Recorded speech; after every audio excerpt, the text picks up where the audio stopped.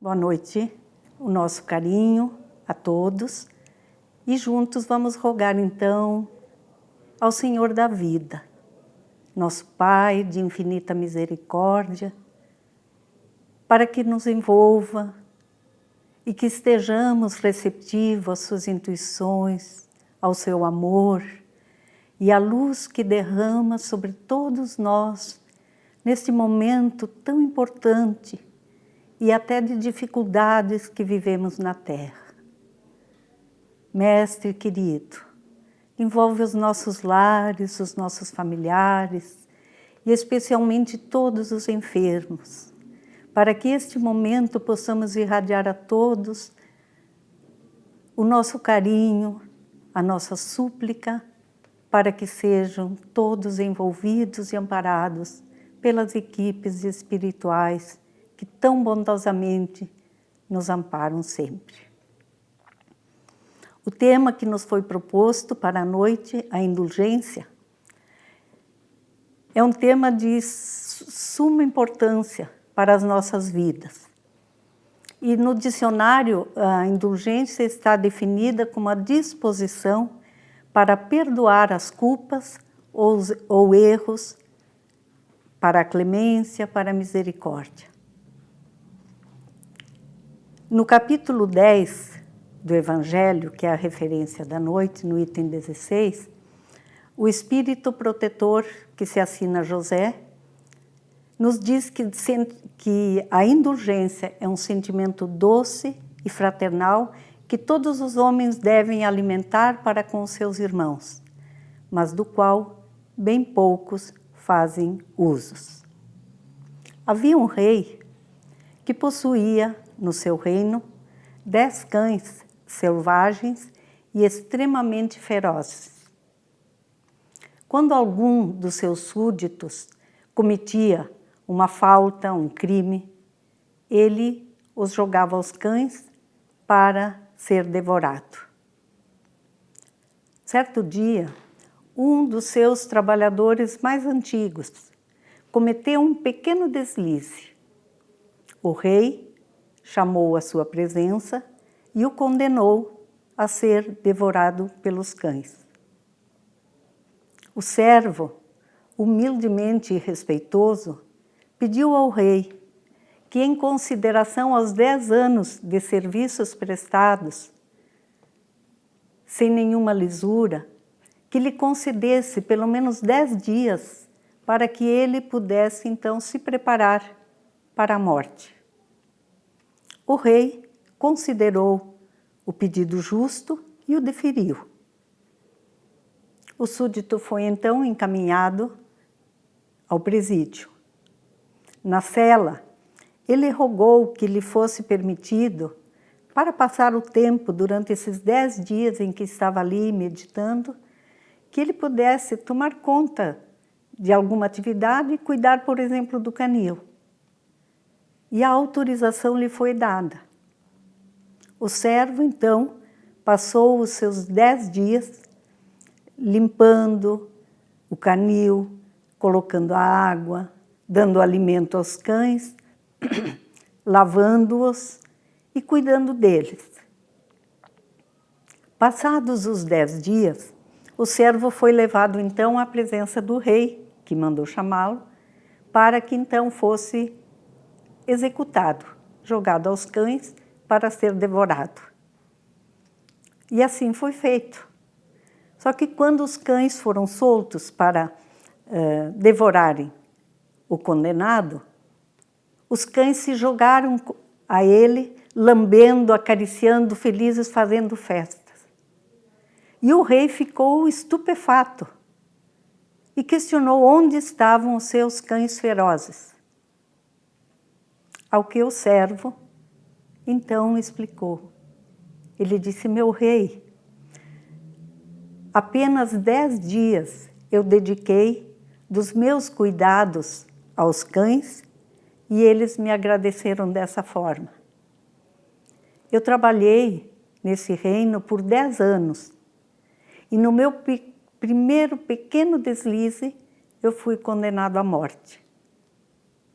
O rei, então, impactado, deu-se conta de que ele apenas estava olhando os erros dos seus súditos e não se apercebia daquilo que eles faziam, que no seu entender era normal, mas que era um grande bem que lhe estavam prestando. Então, quando nós voltamos à indulgência, e aí o rei, evidentemente, sentiu-se tomado de clemência, de indulgência, e libertou o súdito. Então, que sentimento é esse que o Evangelho nos traz, que não vê os erros ou os defeitos do outro, e se os vê, evita falar deles, porque é assim que o Evangelho traz a indulgência. E ainda acrescenta que se a malevolência os descobre, tem sempre uma escusa plausível, séria, justa. Porque, na verdade, esse sentimento de indulgência, ela faz com que o ser jamais se preocupe ou se ocupe dos atos dos outros. A menos que seja para prestar um serviço, diz o Evangelho, para esclarecer sem magoar ou sem ferir. Em vez de censurar, ela oferece, mesmo que veladamente, conselhos, alternativas, oportunidade de reflexão e de correção, em que nós reconhecemos que sempre o exemplo é o mais convincente. Porque quando nós somos observados usando da indulgência, da misericórdia para com os outros, é um exemplo que vai marcando aqueles que nos cercam. Então, temos que lembrar que a indulgência para com as imperfeições dos outros não é sinônimo de inoperância diante do erro, não é compactuar com o erro, não é aceitá-lo ou justificá-lo.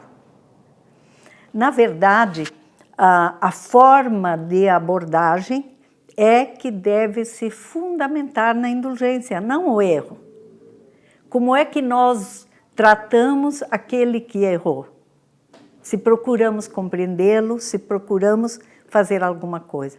Então, é essa forma de abordagem. E isso não quer dizer que nós estejamos compactuando com o erro. E também precisamos lembrar assim, quando nós censuramos a falta, o erro de alguém, que mensagem nós queremos passar?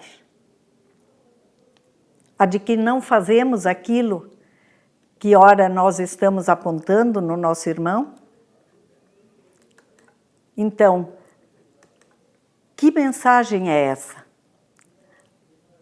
Vamos lembrar de Jesus, quando ele diz que aquele de vós que estiver sem pecado, que seja o primeiro a atirar a pedra. Naquele episódio da mulher adúltera que todos nós conhecemos. Por quê? Porque como é que nós vamos condenar alguém se nós não estamos isentos de culpa? Então, na verdade, todos nós ainda somos portadores de determinadas imperfeições. Uns mais, outros menos, mas não estamos isentos das imperfeições. E se nós agora estamos isentos dessas imperfeições que nós condenamos, e no passado? Não passamos nós, na nossa caminhada, por situações semelhantes? E hoje nós trazemos ainda para a nossa evolução, a nossa caminhada está cheia de tropeços. Então nós temos sim algo ainda para corrigir em nós. Na verdade, o que ocorre, como nos diz a mensagem do Evangelho, que muito poucos de nós fazemos isso, usamos da indulgência, o que ocorre é que nós queremos tirar o cisco do olho do outro e ainda não vemos a trave no nosso próprio olho. O Evangelho nos pergunta, nessa mensagem, Quando será que julgareis os vossos próprios corações, os vossos próprios pensamentos, os vossos próprios atos, sem vos ocupardes com o vosso irmão? Dia chegará em que nós vamos perceber que o que nós precisamos é voltar-nos para nós e observar o que nós precisamos corrigir. E com isso nós nos lembraremos que a nossa tarefa é do autoconhecimento. E quanto mais nós nos damos conta das nossas imperfeições, nós reduziremos a observação sobre o erro dos outros, porque vamos compreender que somos todos necessitados da compaixão, do cuidado, da indulgência do nosso próximo. E esse processo, ele exige sim de nós o autoconhecimento. E quando a gente observa, quando nós nos propomos, por exemplo, a trabalhar esse tema, e prestamos mais atenção aos nossos atos, até com lembretezinhos de como nos devemos portar, nós vamos percebendo quanto ainda necessitamos trabalhar em nosso íntimo. Mas se nós conseguirmos, pelo menos, voltarmos a nossa maior atenção para os nossos atos e não para os atos dos outros, estamos no caminho. E nós podemos citar um exemplo que está na bibliografia do nosso querido Francisco de Assis.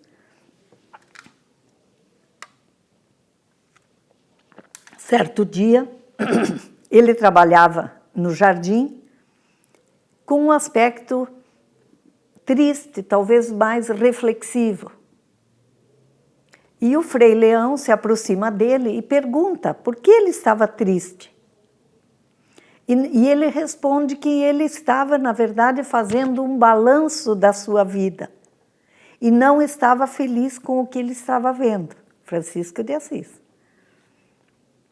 Frei Leão riu e disse, mas olha a sua volta. Muitas pessoas que nós conhecemos estão em situação muito pior e não estão preocupadas com isso. Ao que Francisco então responde, mas é que eles não receberam o que eu recebi. Se eu tivesse recebido o que eles receberam, talvez eu estivesse muito pior do que eles.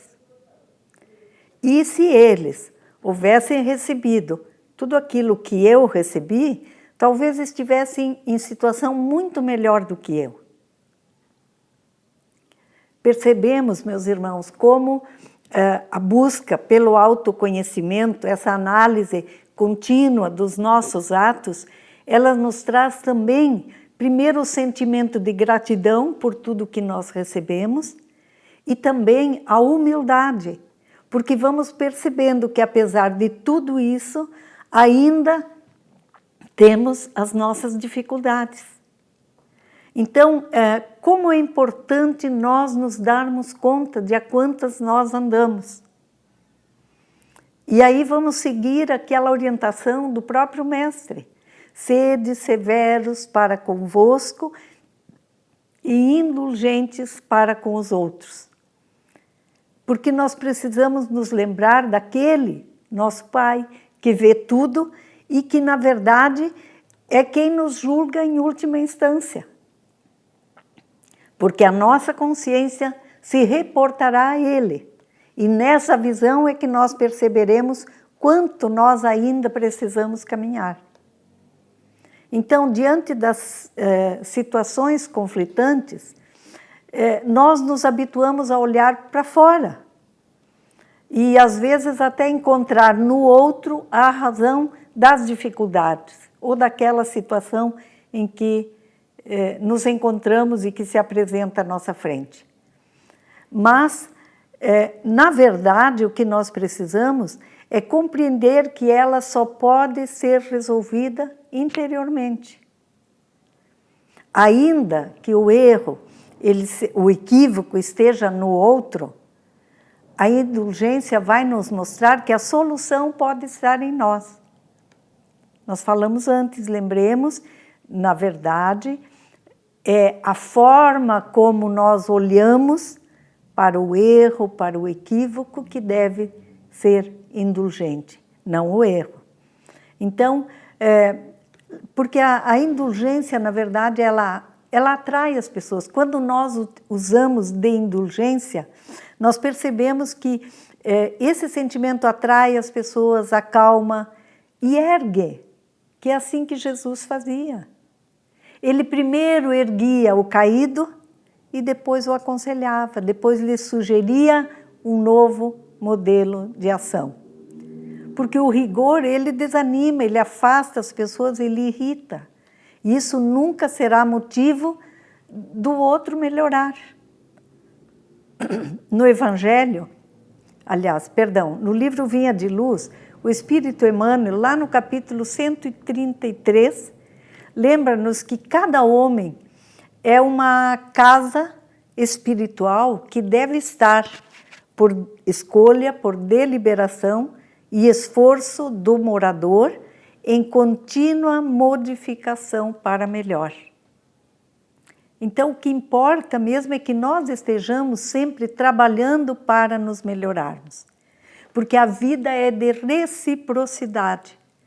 Tudo aquilo que nós oferecemos aos outros, a vida, tem retorno certo. E quem de nós não necessita da indulgência? Pensemos em quantas vezes nós necessitamos da misericórdia do nosso Criador. Quantas vezes a gente reconheceu perante Deus as nossas falhas, os nossos erros, situações que nós simplesmente gostaríamos de ter evitado e não conseguimos. Então aprendamos com Jesus como Ele tratou os que mais precisavam da indulgência e das suas recomendações, aqueles que se julgavam isentos de repreensão. Porque nós dissemos antes, quer dizer, nós olhamos para o outro e não nos damos conta de que nós talvez estejamos naquele momento mais necessitados do auxílio divino, porque não conseguimos sequer reconhecer o nosso erro. Então Jesus tratou todos com indulgência, tanto aquele que estava caído e que precisava realmente da indulgência, do perdão, da compreensão, como aqueles que necessitavam perceber porque se julgavam dignos ou isentos, no caso, dignos de todo o respeito e isentos da repreensão, quando na verdade todos nós necessitamos. Nós lembramos do Evangelho quando diz: sede indulgentes para com as faltas alheias. Sustentai os fortes. Olha que interessante, porque às vezes a gente diz, aquele lá é forte, ele não precisa. Talvez é aquele que sempre nos aconselha, que nos fortalece, que nos dá um impulso, que nos anima. E a gente não se dá conta que aquela criatura também tem os seus sofrimentos, tem os seus dramas, e que às vezes esconde para que nós não nos desanimemos. Então, na verdade, ele diz: sustentai os fortes, animai-os à perseverança. Fortalecei os fracos, mostrando-lhes a bondade de Deus, que leva em contato o menor arrependimento. Então, o que Deus quer de nós? E porque é necessário para o nosso progresso? O nosso arrependimento. Que nós percebamos que nós necessitamos também da compaixão e que procuremos mostrar o nosso esforço para o melhor. Busquemos então no outro aquilo que ele tem de melhor, porque todos nós temos maus pendores a vencer, temos defeitos a corrigir, temos hábitos a modificar. E a mensagem evangélica, ela nos questiona. Por que, a vez de ser tão clarividentes em relação ao próximo e tão cegos com relação a vós? Lembra o cisco e a trave. Com os outros nós enxergamos tudo. Vamos passar a observar o que o outro tem de bom e cuidar daquilo que nós precisamos melhorar. Em muitas circunstâncias, diz Emmanuel, lá no livro da Esperança, que em muitas circunstâncias nós estamos cegos da reflexão, surdos do entendimento, paralíticos da sensibilidade e anestesiados na memória sem perceber. Ou seja, não enxergamos nada daquilo que realmente são os verdadeiros valores. Que bom se nós que estamos ouvindo já estamos nesse caminho, já estamos nos esforçando da forma que conseguimos para nos melhorarmos. Mas esse é o esforço, esse é o chamamento dessa mensagem do Evangelho. Porque se no momento em que nós necessitarmos da indulgência, aqueles que nos cercam, o outro estiver nessa situação, cego para a reflexão, surdo para o entendimento, paralítico da sensibilidade e anestesiado na sua memória. Então é importante, como diria a nossa querida Sandra Borba, nem que seja por egoísmo, a gente precisa ser indulgente. Porque a indulgência, como o perdão, é tão indispensável, perdão, para o nosso equilíbrio, como o ar que nós respiramos é necessário ou indispensável para a nossa existência. E não é um recurso, a indulgência não é um recurso que nós aplicamos apenas para aquelas situações muito graves, ou para as grandes dores morais, como se fosse talvez um traje a rigor que nós usamos em ocasiões especiais. Ou seja, nós nos preparamos, né? A gente cuida da imagem naquele momento especial. Então, é um exercício que precisa ser realizado nos dois planos da vida. Porque também na espiritualidade nós vamos necessitar da misericórdia. Nós podemos lembrar no livro O Céu e o Inferno, apenas uma passagem em que o espírito que havia desencarnado há pouco tempo e se apresenta à equipe, os amigos queridos que havia deixado junto de Allan Kardec, a sua esposa Amélie e outros trabalhadores. E o espírito, então, que se denomina Viúva Fulã, ela se refere à senhora Kardec dizendo que todos nós temos ainda más tendências, às quais nós obedecemos. Portanto, convidava, sede indulgentes e tende caridade, minha amiga. Sentimentos que todos necessitamos mutuamente, quer no mundo invisível, quer aqui na Terra. E nós gostaríamos então de encerrar lembrando de uma mensagem que se aplica inteiramente à nossa reflexão, que está no livro O Espírito da Verdade, se intitula Deus te abençoe. E nos relata a história de uma senhora muito caridosa e que se propôs a criar um núcleo de atendimento às crianças necessitadas de orientação, carentes em todos os sentidos, tanto materialmente como do afeto e do esclarecimento. E para que ela pudesse sustentar essa entidade, ela então se propõe, inclusive oferecendo condições e usando a arte que era ensinada às crianças para divulgar o projeto, o trabalho e também permitir que as crianças se sentissem valorizadas. E numa das ocasiões em que ela vai a um pequeno lugarejo com as crianças para uma apresentação, ela sentiu que havia ali uma certa resistência de um grupo de pessoas, justamente porque era um núcleo espírita. E uma pessoa, um homem, de aparência até robusta, se aproxima daquele grupo e joga uma pedra que acerta a senhora que conduzia as crianças. Muito preocupada, movimentou-se junto com aqueles que a auxiliavam para proteger as crianças e sem dar-se conta do cuidar do seu ferimento, que, segundo ela poderia curar depois ou atender depois, mas naquele momento ela necessitava proteger as crianças e dar sequência ao trabalho.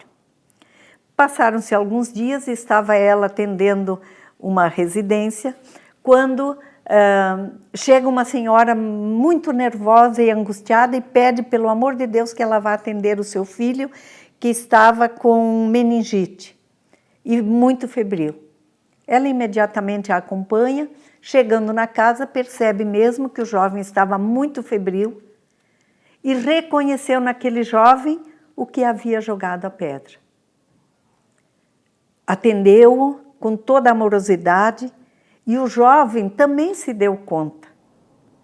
E quando ele começou a melhorar, de alguma forma queria se desculpar com aquela que ele reconheceu o objeto da sua agressão.